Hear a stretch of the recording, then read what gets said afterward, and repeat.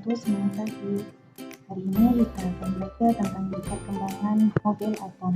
Atom yang kalian kenal sebagai partikel terkecil yang tidak dapat dibagi lagi, ini mengalami perkembangan sedemikian rupa ya, mulai dari atom Dalton, berlanjut ke Thomson, Rutherford, atom Bohr, sampai model atom modern yang kita gunakan sampai sekarang. Oke, diawali dulu dari model atom Dalton. Dalton ini kita kenal sebagai bapak atom.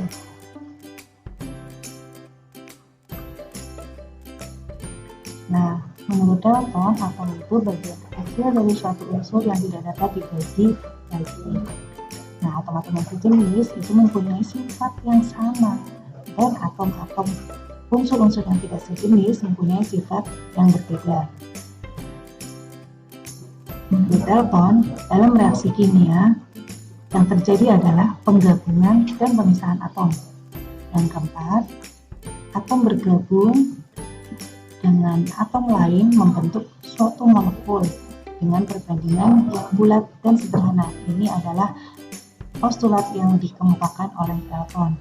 Untuk model atomnya bentuknya semacam ini, seperti bola kejal, bola penuh seperti ini ya. Ini model atom Dalton. Kemudian yang kedua, model atom Thomson. Nah, kalau Thomson ini menggambarkan atom itu sebagai bola yang bermuatan positif dan ada muatan-muatan negatif yang tersebar di dalamnya.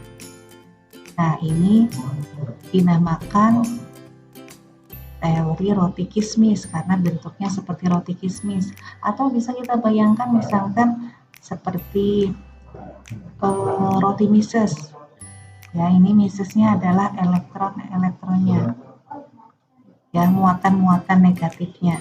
Nah, ini teori atom menurut Thomson, modelnya semacam ini. Jadi bola bermuatan positif, kemudian muatan-muatan negatif tersebar di dalamnya semacam ini. Kemudian teori yang berikutnya yaitu teori dari Rutherford. Ya, menurut Rutherford, atom itu terdiri dari inti atom. Inti atom ini bermuatan positif, sementara yang bermuatan negatif yaitu elektron itu mengelilingi inti, seperti halnya planet-planet yang mengelilingi matahari dalam tata surya ya. Kemudian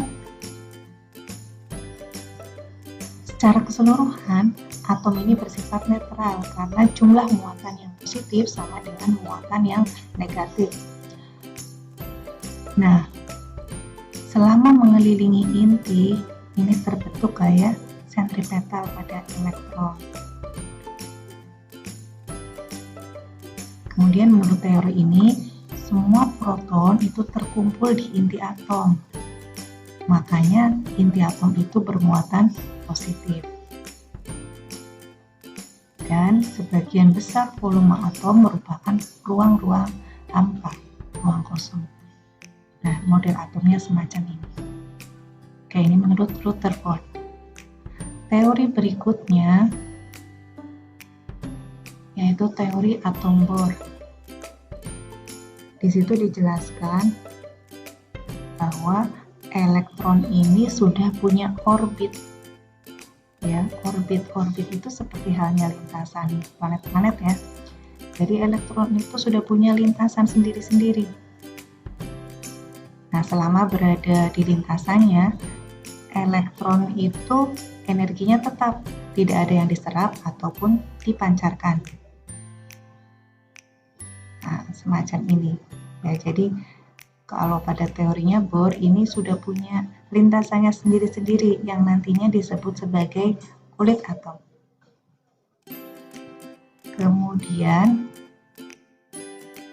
elektron itu bisa berpindah dari satu lintasan ke lintasan lainnya dengan menyerap atau melepas energi. Nah, ini teori dari atom Bohr ya.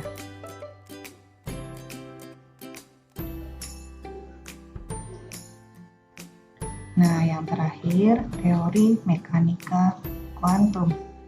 Dasarnya adalah yang pertama apa yang diungkapkan oleh ilmuwan-ilmuwan seperti de Broglie, Pauli, Schrödinger, dan Heisenberg.